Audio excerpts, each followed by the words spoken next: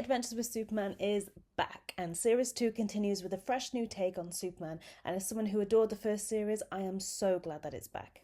Having watched the first 2 episodes, I instantly remembered how much I adore this series. Even just hearing the intro theme sequence brought a huge smile to my face. This series opens up right after the events of the first series, where Clark, Jimmy and Lois deal with the damage of what's happened.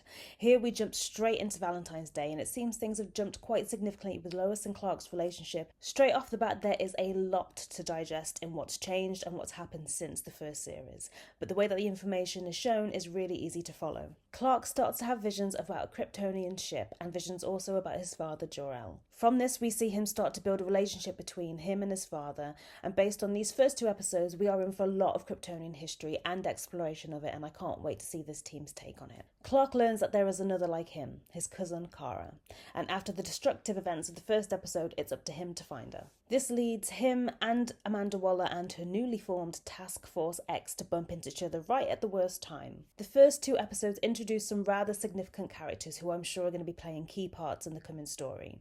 I spotted 2 key players introduced so far, and there are also new and excitingly revamped villains straight from the get-go. Lois's father, Sam Lane, went missing in the first series, and we find out just how sinister things turned out for him. Lois and Clark find out that he's not actually the only one that has gone missing, and Lois has a hunch, which leads them straight to Stryker's Island to investigate. Whilst they think they have the upper hand, Amanda Waller wastes absolutely no time whatsoever putting them in their place to showcase her brutality, especially after they uncovered her secret. The animation remains pretty much exactly the same as the first series, and I'm very happy about that. It's incredibly fun, and as usual, the character designs are excellent, specifically the Atomic Skull. What I love is that they're so easily recognisable, but with some very unique upgrades. The humour is great as always. I really love the dynamic between Lois, Clark and Jimmy now, especially that they know her secret.